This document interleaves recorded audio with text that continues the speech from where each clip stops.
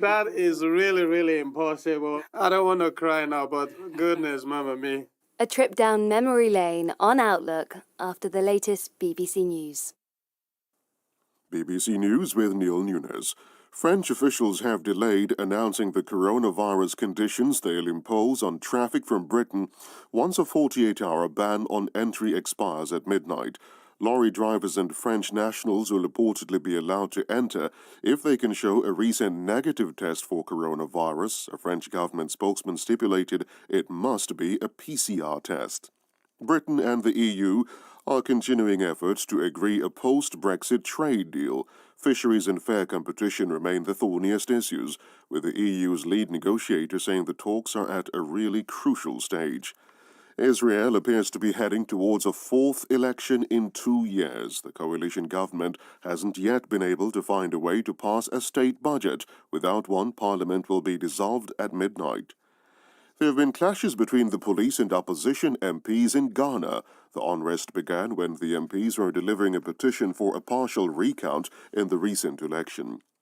Russia has sanctioned several EU countries over what it called their unacceptable measures following the poisoning of the opposition leader Alexei Navalny. Reports from Berlin say Moscow has targeted German officials, among others. Anti-government protesters in Armenia have kept up the pressure on the beleaguered prime minister to resign by holding a mass nighttime rally in central Yerevan. They are blaming Nikol Pashinyan for Armenia's humiliating deal with Azerbaijan to end its offensive in Nagorno-Karabakh. And a court in southern India has found a Roman Catholic priest and nun guilty of murdering another convent sister nearly 3 decades ago. The court in Kerala convicted Father Thomas Couture and Sister Seppi of having killed 18-year-old Sister Abaya with an axe in 1992 after she discovered they were having an illicit sexual relationship. BBC News. From Outlook, the home of incredible personal stories on the World Service. this is BBC Inspirations. BBC Inspirations. Hello, I'm Emily Webb, and you are tuned to a very special edition of Outlook as I speak to one of the winners of the 2020 BBC Inspirations Awards. That's Sam Jallow. A quick recap, in case you've just joined us. Sam's a tennis coach in the city of Liverpool in England. He also heads up a sports foundation that trains and coaches kids in Sierra Leone, which is where he grew up and first played tennis with no shoes, but went on to become one of the top players in the country. And I am delighted to say that Sam is joining me now. Hello, Sam. It is very nice to see you. Hello. Hello.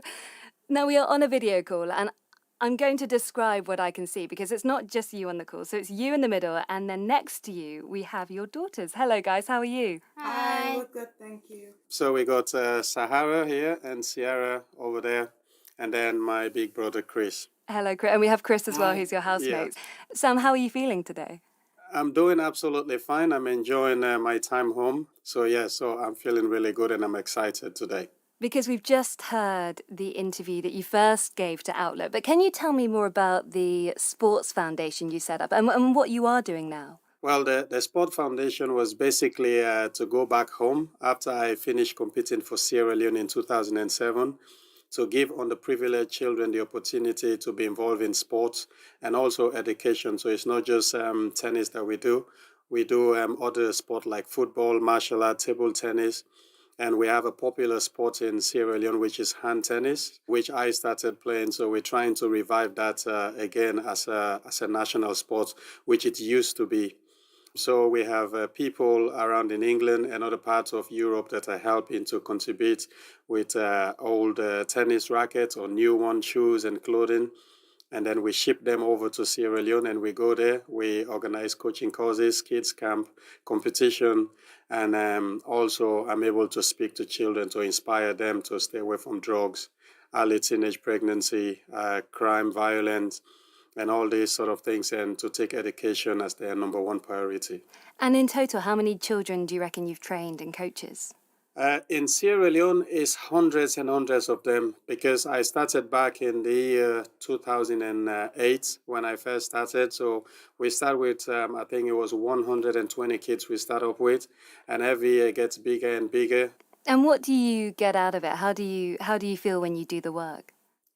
It feels really good because as a child, when I was growing up, we didn't have this sort of opportunities, and that's why most children end up on the streets.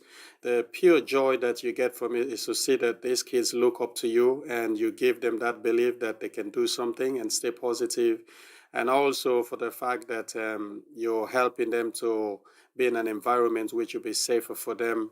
And having these kids looking up to you is something I want to talk about because obviously you're doing your best to inspire the next generation of people in Sierra Leone. But I do want to hear about someone who inspired you, which is one of your coaches you had when you were young. Tell me about Noah Bakari from Ghana. What do you think? I mean, he was one of your coaches. What do you think was the best lesson he taught you? Well, the best lesson he taught me is how to always work very hard for everything that I want and also not to ever give up. It doesn't matter how difficult it is. Because Noah Bukari, he himself, if there is a movie about a Superman, he should be a Superman because he works really hard and he believes in me. And he did everything in his power just to make sure that I'm able to play tennis and stay safe because he's one of those guys that's had a very terrible upbringing as well, where he has to fight for himself, on the street since he was 12 years old. So when we met, we kind of had a similar stories, and then he ended up, finding tennis and then become a lecturer in the university and become a coach for the Ghana national team. So he taught me a lot about discipline. He taught me about respect, and he taught me to work really hard. And he also taught me not to feel too sorry for myself and keep going. So he is definitely among one of my best heroes. So we've arranged a little surprise for you because this is an award ceremony and Noah's actually listening in right now from Ghana. So Noah, can I please get you to turn on your video? That is impossible. Here we go. That is really impossible. That is really, really impossible. How did you get Coach to... How did you even get in touch with him? Bobo Pen! Bobo Pen! Thank you very much. Thank you so much, Coach. I'm really... Thank you very much for keeping our dream alive. Oh, I cannot believe. How did you guys manage to do this? Sam, you know what? I don't want to cry now, but goodness, mama me. Thank you very much for keeping the dream alive. To use tennis as an opportunity for underprivileged children. You have done that. You have achieved an international recognition. Thank you so much, Coach. I cannot believe this. How did these people manage to do this? That's Sahara and Sierra, your children. Hi. How are you? Good, thank you. Have you guys met before? Have you met some children? Yes, I took them to Ghana. So they've been to Ghana. Coach actually came over to England a few years ago in 2012, and in the summer he was complaining it was very cold. I do want to come in, Noah, and I wanna know, what was that like for you to hear what Sam just said about you? I think that Sam and I, we dreamt of the same goals. He just repeated what we've been talking about since we were going through life during the challenges time. So Sam actually is a photocopy of me. Yeah. Sam's nodding. I'm enjoying that. Sam is nodding. Let me just say again, Emily, without him, for me to be where I am today, it would have been almost impossible because during the war, when I first went to Ghana to play my first international tournament, and he straight away, Coach, fall in love with me and my other colleague and felt really sorry for us. And then when I moved finally to Ghana, they handed me over to him to take good care of me. And financially, things were not the easiest, but he did everything, from training. And I remember I started doing martial art, running. We used to call him the military commander because Coach, by the way, he fought Taekwondo for Ghana, so he's a very strong character. And he used to look at me. I remember when you wake me up at 4 o'clock in the morning and said, I'm not joking, you are very lazy. I go, how is he calling me lazy? I thought but what he was doing is psychologically was trying to work on my head to see what if I get provoked or anything happened to me, what would be my reaction? I want to hear about this from Noah's perspective, since we do have him on the call. What were your first impressions of Sam? What do you remember about that first meeting, Noah? They met in my tennis court because my tennis court was hosting the whole West and Central Africa tournament just in my backyard. So I was a tournament director, so I was going all around the coaches trying to see everybody's fine. But I noticed this very slim, tiny looking Sierra Leonean who was very noisy and wherever he was. So that's how come I noticed him. Yeah. But I did not take a close look at him until it was announced in the tournament that Sierra Leone was at war. There was a war in Sierra Leone. So Sam and his colleagues and his coaches could not return to Sierra Leone.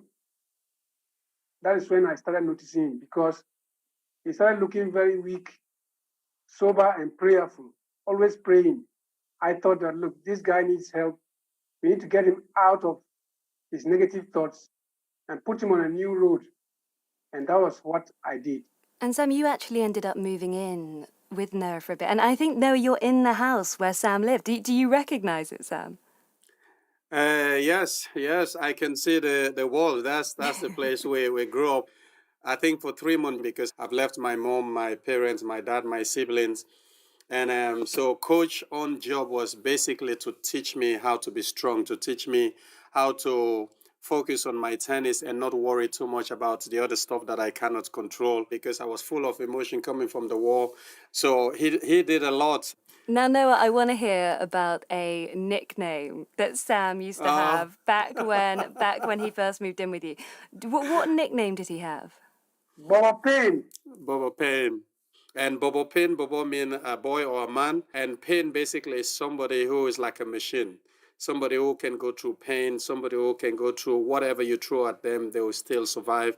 And Coach Noah is, in fact, he's the number one Bobo Pain of all Bobo Pains. So that's why I was calling him Bobo Pain. Sorry.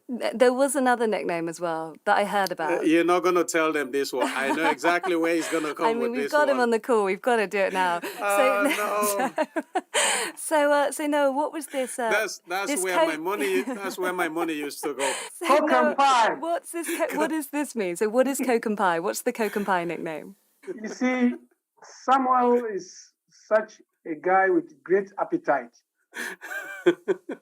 And the food that was provided wasn't enough for Samuel. It was too small. Yeah. So any small amount of money Samuel gets, he goes out to buy a local pie to match it with Coke. And he enjoyed it so much that almost everybody noticed Sam Coke and pie. Yeah. Coach was the one who actually named me this, and Coke and pie. Where is he? Now, something that people often say when they see someone who's gone on to do really impressive things like Sam has done, is they say, you know, I saw the spark in him when he was young. I always knew that he'd turn himself into something great, or she would. Is that something that you saw in Sam? Yeah, Sam, with all the challenges that, in fact, the very first week he heard that his country was in trouble, it really drained him down. Sam himself was a little bit nervous about his future. And I always tell him, Sam, you need to be positive, you need to go ahead, you need to make your moves, because one day things will change. It won't remain the same. I think right from there, Samuel was a different person. Sam became very mentally tough. He was ready to take up any challenge just to survive. He was a strong little boy who never gave up a fight. And do you recognize that, Sam? Is that something, when you see what you have done, how much of it do you put down to somebody like Noah and how they pushed you when you were young? Everything that, like he said before, I'm almost a carbon copy of him, because I learned so much from him. And what he said was just pointing, because, like I said again, I've left Sierra Leone. And, looking at the way the situation was going in the war and everything, and I was so frustrated, thinking, why is my country in such a bad, state? And all over the news, that was it. But coach said, I could still remember when we sat down and he said, you're here to play tennis. You got me. You got everybody else here to support you. So we're your family now. So I'll do everything in my power, to make sure that you play tennis, you train martial arts, you do. And so he taught me how to focus on things. And this is why today, with all the players I work with around the world, in England, in Africa, it's the same thing I've learned from him that I take to these people, that you must be focused, you must work really hard, and you must do everything that you want to do and never give up. And I'm only laughing because I'm looking at how quiet coach looks like now. He was like a real monk military trainers, I can tell you this. You say that you're a carbon copy of that. I want to hear from your daughters now. I want to hear from Sierra and Sahara. Is your dad quite strict as a tennis coach? Very strict, but like a good strict, not like a very bad strict. Yeah. Yeah. So what does good strict mean? Is he fun? Is it a fun strict? It's a bit of a fun strict, but like if you do something you're not supposed to do, he will then become like very angry. Yes. Yeah. No, go on, Sahara. Well, not too angry. It's like if you do something wrong, he will tell you and then try and sort. You should have done better. You can do better than that. I don't know. Your grandma can do better than that kind of joke. Yeah. So more of a sort of you're letting yourself down vibe. Yeah. Which is kind of worse. I find that's always worse when somebody says that to me. Yeah. Because I know it's hard to, obviously your dad is right next to you, but when you hear about what your dad's been through and when you look at all of the things that he's done, do you ever tell him that you're proud of him? Yes, sometimes it's a shock to see what he's gone through, but then at the end of the day, sometimes I just go, oh well, that's just dad. He's big enough to deal with it. But I am very proud of him, of what he's achieved, because it's very hard for someone to do that and just get where they are. I don't think I could do it, definitely. So very proud. That was a very good answer. And what about for you? Yeah, well, I sometimes tell him, but not very much. But I am proud of him. She is my biggest critic, this one. So there is one last thing that we have organised for you, Sam. I'm going to ask you to stay sitting because Chris, your housemate, who is also sitting next to you, has another little surprise for you. Oh my goodness. Oh. So Chris has in his hands the 2020 BBC Inspirations Award. Emily, I couldn't be more made up for this guy. He's a great guy. Yeah. I wish it was the coach giving him this trophy, but I'm very proud and honoured. Oh, thank you so much. There you go, bro. You deserve it. Wow. Thank you so much. Look at, wow. Well, I can't thank you guys enough. This is beautiful. But most of all, it's more beautiful to go back to Africa and help the younger children and give them some sense of direction. And also to be able to make this world a better place. And it couldn't be possible without the help of all of you guys and spreading out the messages. And I thank you so much. Sam Jallow, thank you very, very much for joining us. Thank you also to Sahara and to Sierra, your daughters, for keeping you company. Yeah. Thank you to Chris, your housemate, for handing over the award. Thank you to Noah Bakari over in Ghana for also joining us as our surprise guest. You know, the most beautiful thing about this is to be able to share this with the people who mean so much in my life. I mean, I don't want to cry but I'm so gobsmacked. Thank you so much. And thanks to the BBC, the whole team. This means a lot. And this is for everybody.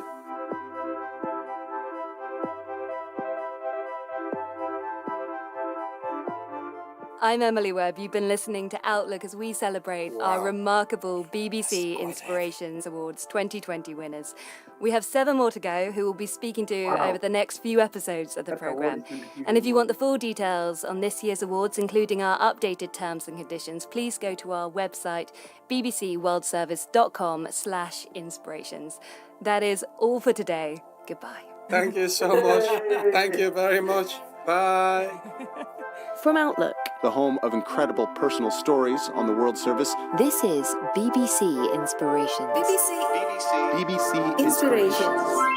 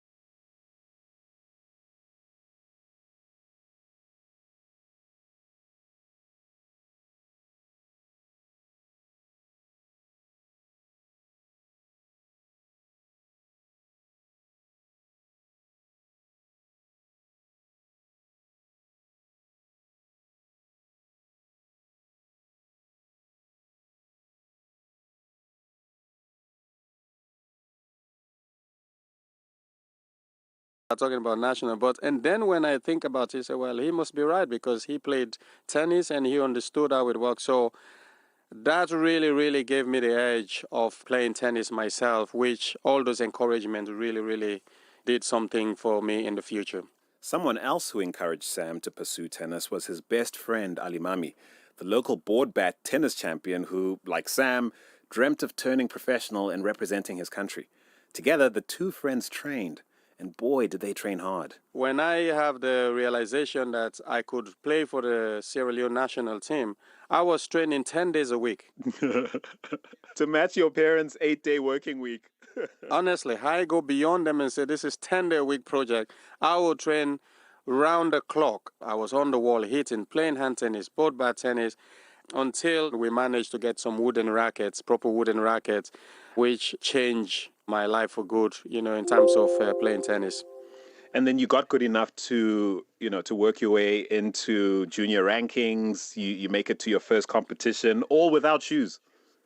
Yes, it was in 1995 and I was 13. Then I had the opportunity to play in my first nationals in Sierra Leone. So I was in the quarterfinals. Then I noticed a white guy was standing outside watching my match.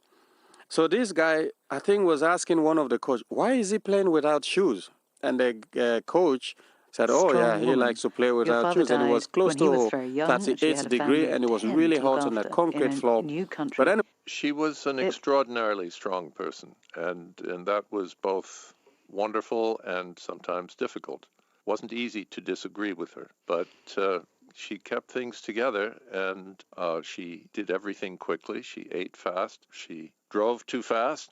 She was a force of nature, really. And music, obviously, it was your profession, your job, but was the house always full of music? Was it something that permeated every part of your life? Yes, it did. I can think, for example, of days when I would be washing the pots and pans after dinner, and perhaps my sister Hedvig had been cooking that night, and we would start singing and harmonizing, and another family member would come into the room, and pretty soon the guests would leave their seats in the dining room and come into the kitchen to hear us sing. It was really... I suppose still part of your life. I've come to grips with it. There were many years when I really was annoyed by it, but I've just been so impressed by how many people say it's been inspirational to them that I set it aside in the public performance side of my life, and I go on about my personal interest in private. Johannes von Trapp was speaking to Louise Hidalgo. That edition of Witness History was first broadcast in 2015. You're listening to the BBC World Service, and here's what's happening in the studio this week. Rachel Barry is one of the world's most respected master whisky blenders. Follow Rachel in her whisky lab and in the distillery in Scotland as she puts the finishing touches to her latest selection of whiskies before they're released to the public. In the studio, today at 23:30 GMT.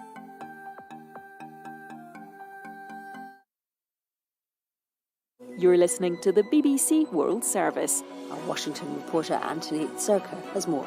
Our South America correspondent Katie Watson reports from Brazil. Well, our Europe regional editor Mike Sanders is here in the studio. Our Americas editor Candice Peart began by telling me about... On air, online, on smartphone and on smart speaker. This is the BBC World Service, the world's radio station.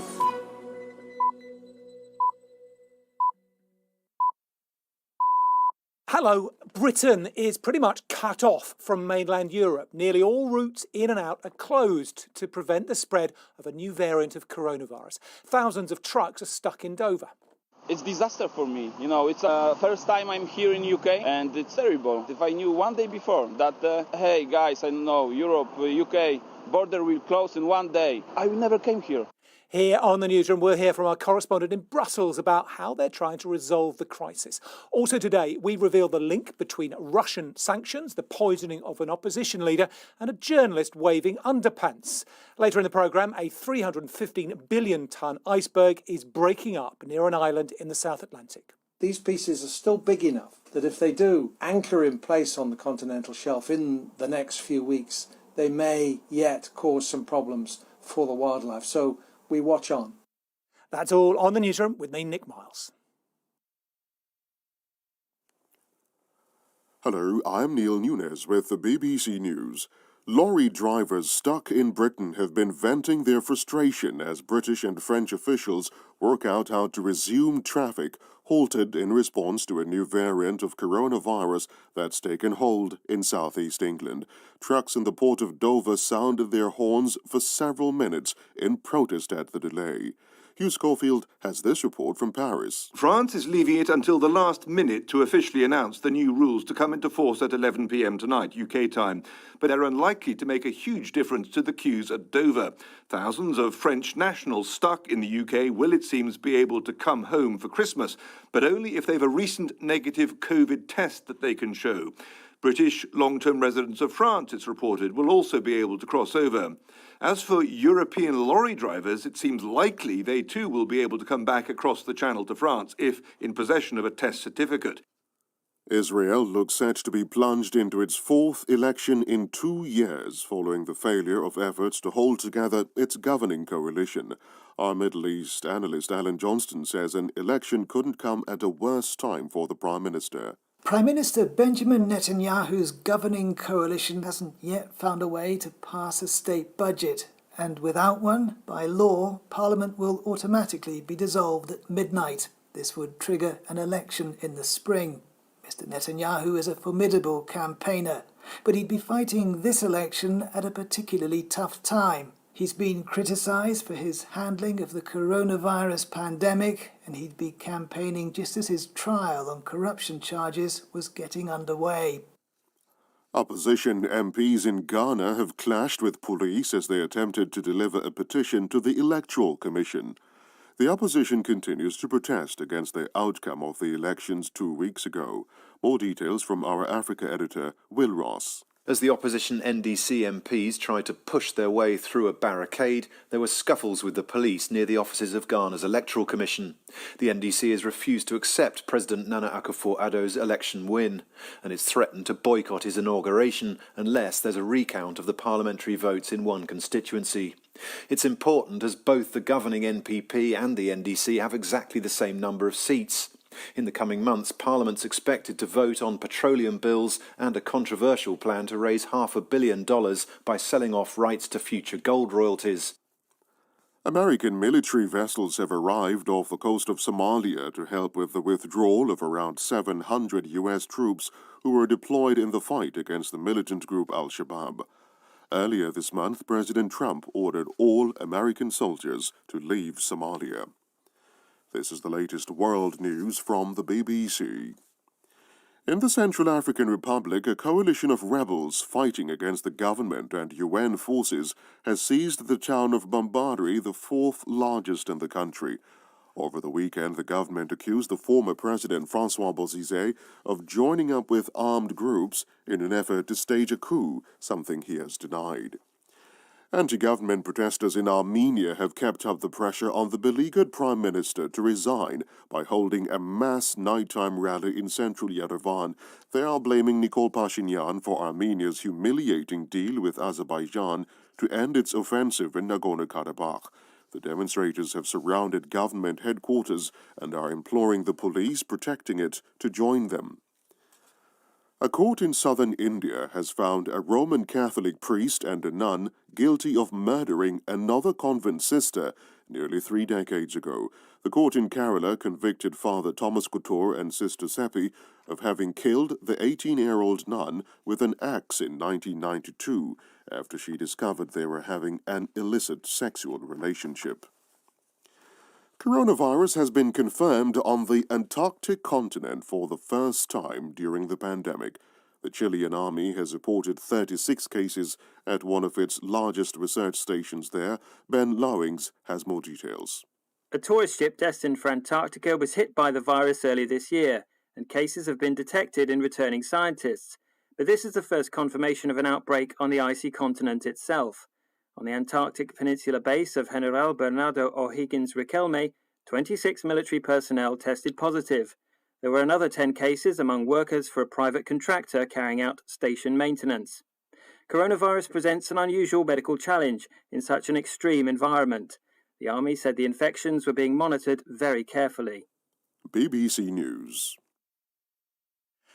Hello, you're listening to the newsroom from the BBC World Service. I'm Nick Miles. Long lines of trucks, drivers sitting forlornly on the side of the road, and as yet unsubstantiated fears of food shortages in the UK. Well, that's the scene unfolding in the town of Calais in northern France as the closest crossing point into England. France is one of many EU nations that have snuffed out travel to and from the UK because of a new, more transmissible strain of coronavirus that's been spreading in parts of Britain. 30 kilometres or so across the channel in Dover, trucks are backing up too. Here's the view of a British driver hoping to get across. You are on a truck in your own. You don't really mingle with other people. I will leave Spain. It's more or less 3.5 days before I even talk to somebody. That's customs. I'm not quite sure what we're gaining here, apart from completely disrupting the supply chain. Well, drivers from the continent can't get home either.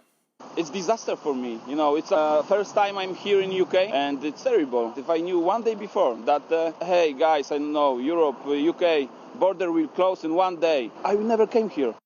But a French member of parliament from the governing La République En Marche party, Jacques Marilossien, told the BBC that France was right to act. We are all facing the same problem. And as of today, I noticed that transmission in UK is very intense. The number of contaminations are maybe twice bigger than in France. So you can understand that on the continent, we are terribly sorry, but we must be cautious. Well, discussions about how to resolve this chaos are underway, with reports that France is going to lift its ban on cross-channel transports at midnight local time. The EU is urging minimum disruption across the board. Well, our Brussels correspondent Kevin Connolly told me more about the negotiations. We know there have been very intense bilateral talks between France and the UK on all of this. As a sort of overarching framework, perhaps we should say, the European Commission did come out earlier in the day to say, look, there's no real reason to have a blanket ban on flights to and from the UK, although non-essential travel should be avoided. So that was an attempt by the Commission to get people making journeys home again for the holiday season, to get people permission, if you like, to go back to the country they live in, which of course had not been possible over the last period of time. But it does leave some unanswered questions. And the biggest of those unanswered questions is how will the logjam in the English port of Dover be resolved? It could take up to 10,000 trucks a day. So trucks have been building up there while French and British politicians try to agree on a regime which will allow foreign truckers to go home. We know what the French government's saying to its own people. You can come home if you have a sophisticated PCR test that shows you do not have the coronavirus. Now, that takes time. The test has to be sent to a laboratory and verify. That can take 48 hours. The question which I think has been occupying minds all day on both sides of the channel is whether that would be a practical solution for truck drivers stuck on motorways in the middle of nowhere in the English countryside. So how do you test those drivers to get them moving? Now, of course, all of this has been a bit of a glimpse into the future of what might happen if there is a no-deal Brexit. Has it focused minds, and do you think that will actually have an impact on the negotiations that are still going on? I think the British government would absolutely deny that this will play into their thinking at all. They would say this is an entirely separate matter. This is about how you stop a pandemic. But there's no doubt that on the other side of the English Channel, there are people in the EU who think that the chaos between Dover and Calais, all of those trucks backed up, those images on British television of thousands of trucks in never-ending queues, that's a useful warning to the UK of what borders used to look like, what borders can look like, and what chaos looks like. Let's hear from our correspondent, our political reporter, Rob Watson in the UK. Now, Rob, it is pretty chaotic. The scenes from around Dover show a real gridlock, don't they?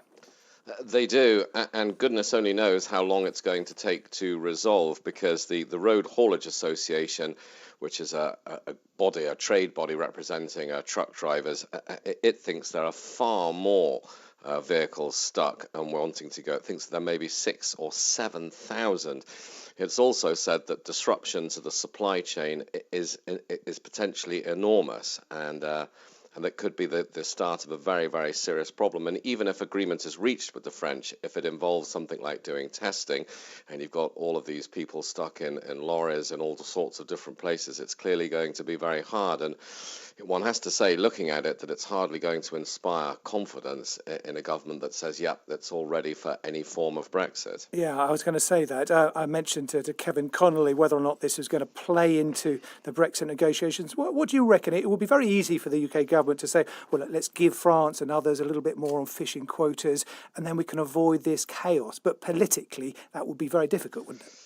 It would, and I think the calculation goes like this. I mean, this, of course, on the one hand, this will not be lost on the government, what it is doing, and the views that people will have, as Kevin said, of chaos, fears of shortages, of fresh food in the shop. So on the one hand, the government will be thinking, goodness gracious, do we really want to heap the misery of a no-deal Brexit on top of the undoubted crisis the UK is now experiencing, public health crisis?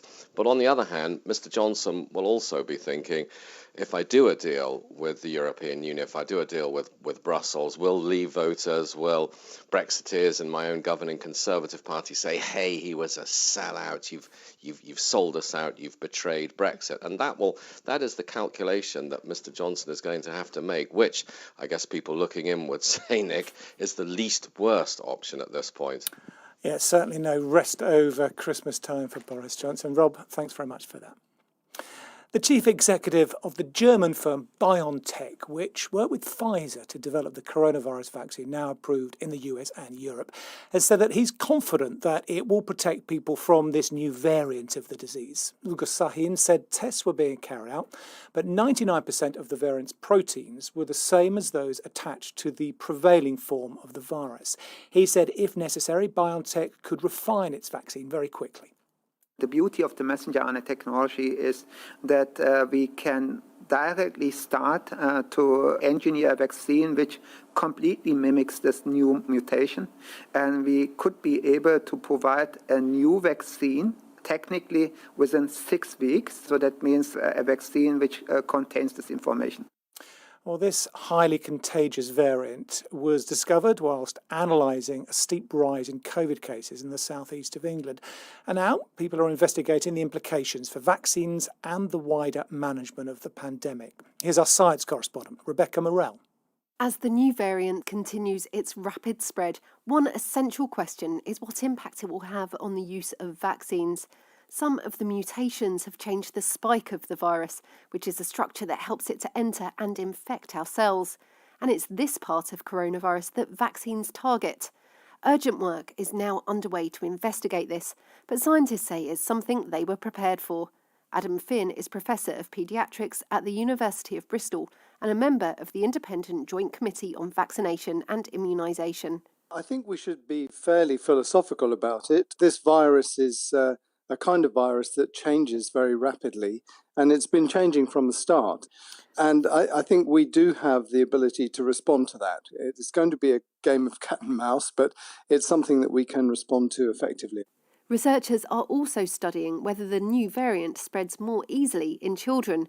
The number of cases in younger people is rising, but it's not yet clear whether this is down to schools staying open or changes in the virus itself. Scientists say more data is needed, but there's no suggestion at this stage that there's an increased threat to children's health. That was Rebecca Morell. Well, Antarctica had been the only continent that had been unscathed by the pandemic until now. It has just reported its first COVID infections. The Chilean army has said that it has 36 cases at its Bernardo O'Higgins Riquelme research station on the Antarctic Peninsula. Clearly, isolation isn't much of an issue in these kind of remote locations, but being far from civilization does bring its challenges. Here's our science correspondent, Jonathan Amos. The obvious reason for keeping the virus off the continent is that medical facilities are extremely limited. You know, if somebody gets seriously ill, then you have to airlift them off to a hospital that has an intensive care unit, because those facilities simply don't exist on the continent. And you're always at the mercy of the weather. in the Antarctic. You know, if the weather closes in, the winds, the snow, then you can be locked down for quite some time. And that clearly presents a major risk, a major hazard. So you don't want to get sick on the Antarctic if you can possibly help it. I suppose the one good thing about this is that all these research stations are isolated from each other, aren't they? Yeah, and to get to the Antarctic, normally it takes quite a while. If you go by ship, it can be several weeks. So any case that is live will make itself known in that time. But also the research agencies operate a system of quarantining anyway. So it is a bit disturbing to see that there are these cases now on the Chilean side, because if best practice had been followed, then those people should not have been sick on the continent. They should have been picked up well before they got out there. Just as an example, we have now British scientists going out to study this enormous iceberg in the South Atlantic. They will fly, first of all, into the Falkland Islands, and they will be in quarantine for 2 weeks before they board a ship to go out to the iceberg. That's how you operate in those places where it is extremely remote, and if somebody gets ill, it's risky. Jonathan, you mentioned this iceberg, which now has quite dramatically started breaking up. Tell us where it is and what's happening to it. Yeah, so this is an iceberg that we called A68A, and it broke away from the Antarctic about 3 years ago in 2017, and it's been drifting north ever since and has come extremely close to the British Overseas Territory of South Georgia.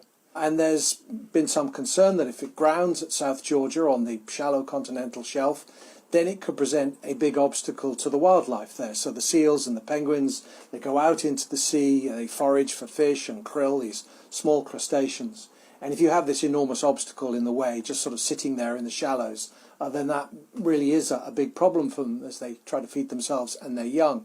Well, the berg, as it's been coming around the corner, so to speak, at South Georgia, has suddenly shattered into several large pieces. I mean, very big pieces, these fragments are. The berg itself, when it broke away from the Antarctic, was something like 6,000 square kilometres. It was down to about 4,000 square kilometres, and now it's broken up into several large fragments. The concern still exists, though, that these pieces are still big enough that if they do anchor in place on the continental shelf in the next few weeks, they may yet cause some problems for the wildlife. So we watch on. That was Jonathan Amos. You're listening to the BBC World Service. Neil's here with the headlines. Reports from Paris say once the 48-hour ban on traffic from England expires tonight, lorry drivers and French nationals would be allowed to enter if they can show a recent negative test for coronavirus. The Israeli coalition government is on the verge of collapse, and the country appears to be heading towards a fourth election in 2 years. And opposition MPs in Ghana have tussled with police as they tried to raise concerns about the conduct of this month's election. Thanks for that. The relations between Russia and the European Union are getting very frosty. That's a day after the release of a recording that apparently showed how the anti-corruption campaigner Alexei Navalny duped a Russian agent into confessing state involvement in the poison attack on him. Well, EU sanctions on Russian officials, including the head of the SFB, that's the security forces, were met by Russian countermeasures today, especially against Germany, where Mr. Navalny was treated after the attack with the nerve agent Novichok. Well, President Putin's spokesman, Dmitry Peskov, suggested that Mr. Navalny was delusional, especially in relation to the claim that the poison was hidden in his underpants. Probably I will allow myself to express my personal point of view, which I usually do not express because I have no right to do so. I'll abuse it a little here. In general, we can say that the patient Navalny has a pronounced persecution mania. You can also clearly identify certain signs of megalomania, because, as they say, he even compares himself to Jesus. And the rest, of course, are manifestations according to Freud. Such an obsession with the codpiece area, in fact, and so on, this is probably how you need to treat it. Let's go back to these sanctions now. I've been speaking to our reporter in Moscow, Sergei Goroyashko, and I asked him how serious the sanctions are. I would consider that as a coincidence. Of course, Russian Minister of the Foreign Affairs needed to react after this video of Navalny talking to his alleged poisoner emerged. But in fact, these sanctions, these counter-sanctions, they are because of the other EU sanctions imposed back in autumn, before we knew anything about Navalny's poisoning at all, before this investigation has been published. Is it serious for the EU officials? Well, I'm not sure that they were really going to spend their Christmas in Moscow, so I don't think that that will be a big problem for them. I wouldn't say that these sanctions are really somehow significant in even in Moscow's point of view, because there were lots of American or European officials already on the blacklist of Russia. What about the manner in which Russia is reacting to some of the things we've seen over the last couple of days, particularly the arrest of a man holding up underpants, a reference to what Mr. Navalny said about being poisoned by poison put in his underpants? Of course, it says a lot because, in fact, first things first, this is a humiliating story for the FSB itself and for President Putin himself as a person who is former KGB officer and who has been a former director of the FSB. Well, when people are coming to the FSB headquarters with the pants in their hands, laughing at the failed operation of this very scary security service, it's of course humiliating for it. And I would say that Putin, and I think he's enraged to his generals at the FSB who failed this operation and failed so big. That was Sergei Goryashko. Israel has seen 3 national elections in less than 2 years, and it looks like a fourth is on the cards. It comes after the failure to hold together its bitterly divided coalition government. Well, let's get more from our Arab affairs analyst, Alan Johnston. Alan, it sounds extraordinary. How do we get to this point? Well, as you say, Israeli voters endured 3 grueling elections in quick succession, each of them inconclusive. And it was almost in a state of national political exhaustion that this current governing coalition came together, brought together Prime Minister Netanyahu and the leader of the Blue and White Party, Benny Gantz. But it was a desperately unhappy marriage from the start. The two men just didn't trust each other. Their competing factions maneuvered and fought over everything.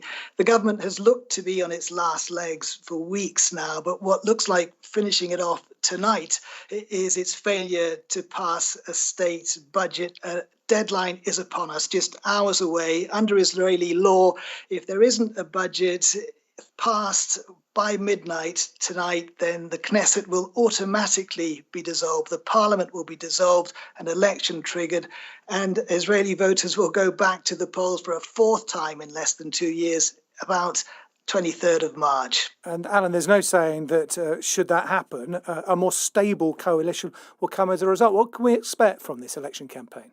Well, going into any Israeli election campaign, it's almost always a bad idea to bet against Benjamin Netanyahu. He is an extraordinary campaigner, the great survivor of Israeli politics. But this might be too big a challenge even for him. It comes at a bad time for Mr. Netanyahu. He's been heavily criticized for his handling of the coronavirus pandemic. The Israeli economy is in big trouble, and those sort of issues will be very much on voters' minds during the election. And then there's been a serious split in Mr. Netanyahu's Likud party. He's going to be challenged from the right as a result of that, and that may siphon off some of his voters. At the same time, his trial on corruption charges will be gathering momentum probably during the election campaign. He may even be in the dock defending himself on occasions. He denies all the charges against him, but of course that's not a good look for a politician in an election campaign. Certainly not. Alan Johnston, thanks for that. Let's get some of our other stories with Neil now. The United States' top infectious disease expert, Dr. Anthony Fauci, has received his first dose of a COVID-19 vaccine. Dr. Fauci, who turns 80 in a few days, said he wanted people to feel reassured. I feel extreme confidence in the safety and the efficacy of this vaccine, and I want to encourage everyone who has the opportunity to get vaccinated so that we could have a veil of protection over this country that would end this pandemic. The mayor of the Brazilian city of Rio de Janeiro has been arrested on suspicion of involvement in a bribery scheme. Marcelo Crivella, who is an ally of President Jair Bolsonaro, says he's the target of political persecution. He lost his re-election bid earlier this year and will leave office on New Year's Eve. Mr. Crivella has called homosexuality a terrible evil and shunned Rio's famous carnival. A Pakistani human rights activist has been found dead in Canada. Karima Baloch, who was 37, had been living in exile in the country for 5 years. She had campaigned for the region of Balochistan, home of a long-running insurgency movement, and was a vocal critic of the Pakistani government and state. Canadian police have said there are no suspicious circumstances. And the first page of the original scores. World governing body FIFA has filed a complaint of criminal mismanagement against its former president, Sepp Blatter, in connection with a museum project in Switzerland. It's the latest allegation of financial impropriety against the 84-year-old, who's always denied any wrongdoing. Our sports correspondent, Alex Capstick, has more details. FIFA has told Swiss prosecutors there are suspicious circumstances linked to the funding of its loss-making football museum. It's claimed the project, which was pushed by Sepp Blatter in the final years of his presidency, was deliberately mismanaged. FIFA says an audit has uncovered lavish spending on the building in the centre of Zurich, which it doesn't own. It includes £118 million in refurbishment costs, while a further £303 million was committed in a long-term rental agreement, which is above the going rate. Sepp Blatter, who is serving a 6-year ban from football, resigned from FIFA in 2015 because of a corruption scandal. His lawyers say the accusations are baseless.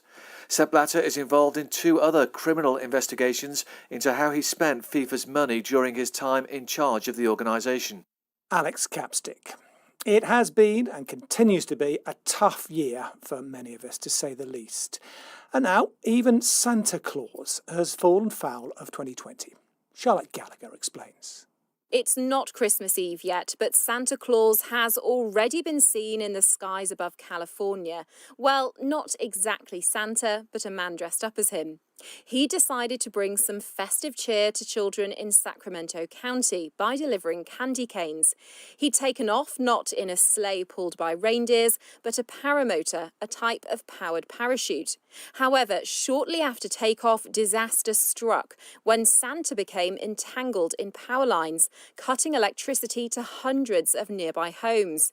He was stuck for hours before firefighters could safely get him down. The fire department said Santa wasn't injured and would be ready for Christmas deliveries, but perhaps with a new sleigh. Perhaps indeed. That was Charlotte Gallagher bringing this edition of the Newsroom to a close. Thanks for your time. Bye-bye.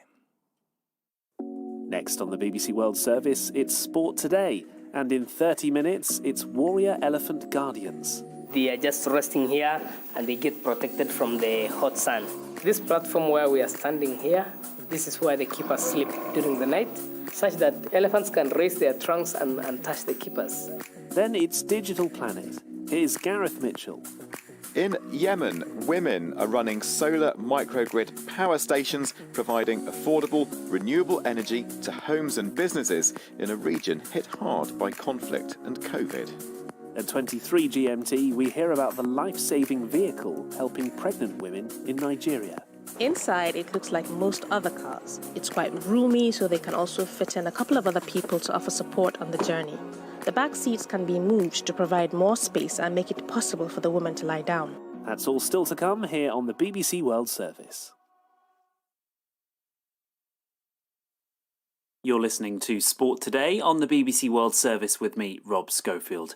Can Arsenal begin to salvage their terrible season by making it to the semi-finals of England's League Cup?